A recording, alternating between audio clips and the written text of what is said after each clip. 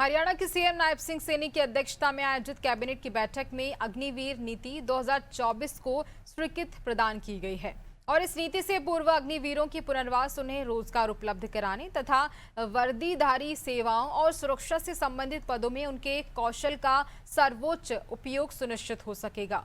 मंत्रिमंडल की बैठक में हरियाणा शहरी क्षेत्र के विकास एवं विनियमन अधिनियम 1975 के अंतर्गत लाइसेंस प्रदान करके नियोजित रिटायरमेंट जहां पर हाउसिंग पॉलिसी में संशोधन को मंजूरी भी दी गई है।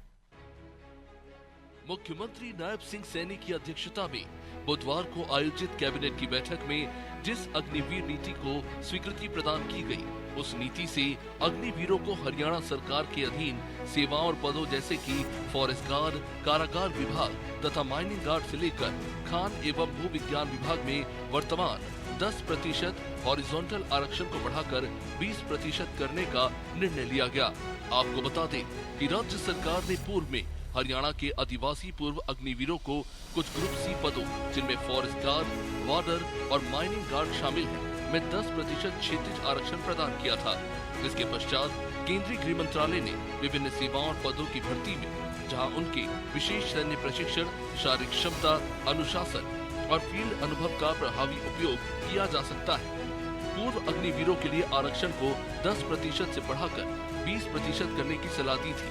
मंत्रिमंडल के इस निर्णय को सभी चालू तथा भविष्य की भर्ती प्रक्रियाओं में लागू करने के लिए संबंधित प्रशासनिक विभागों को आवश्यक संशोधन करने तथा संशोधित निर्देश जारी करने के निर्देश दिए गए हैं।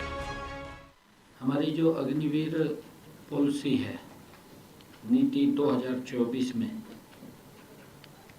आज संशोधन को मंजूरी दी गई है। अग्निवीरों के लिए फॉरेस्ट गार्ड, वार्डर और माइनिंग गार्ड जैसे पदों में हॉरिजॉन्टल आरक्षण 10% से बढ़ा करके 20% किया गया। पहले 10% था, अब उसको 20% किया गया है। यह बढ़ा हुआ आरक्षण चालू और भविष्य की भर्ती प्रक्रियाओं में लागू होगा। यह इस निर्णय का उद्देश्य सुरक्षा से जुड़े पदों में अग्निवीरों के सैन्य प्रशिक्षण, अनुशासन और फील्ड अनुभव का बेहतर उपयोग, उसका लाभ मिलेगा, ये इसका उद्देश्य है। मंत्रिमंडल की बैठक में हरियाणा शहरी क्षेत्र विकास एवं विनियमन अधिनियम 1975 के अंतर्गत लाइसेंस प्रदान करके नियोजित रिटायरमेंट हाउसिंग पॉलिसी में संशोधन को मंजूरी दी गई। ऐसा वृद्ध जनों की आबादी को ध्यान में रखते हुए उनकी जरूरतों को बेहतर ढंग से पूरा करने के लिए रिटायरमेंट हाउसिंग पॉलिसी में संशोधन किया गया है। संशोधित प्रावधानों के अनुसार धारा 5 के तहत 20 अक्टूबर 2020 की नीति में समय समय पर किए गए संशोधनों के अनुसार निर्धारित दृष्टिकोण मानदंड लागू रहेंगे। इसके अलावा कैबिनेट की बैठक में महिला सशक्तिकरण की दिशा में एक बड़ा कदम उठाते हुए उचित मूल्य की दुकानों के लाइसेंस आवंटन में महिलाओं के लिए 33% आरक्षण के प्रावधान को मंजूरी दी है।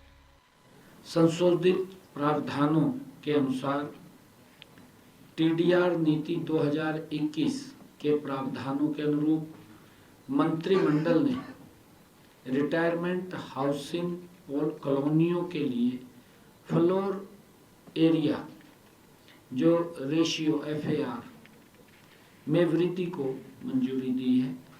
वर्तमान में FAR सीमा 2.25 थी, जिसे अब बढ़ा करके 3.0 कर दिया गया है।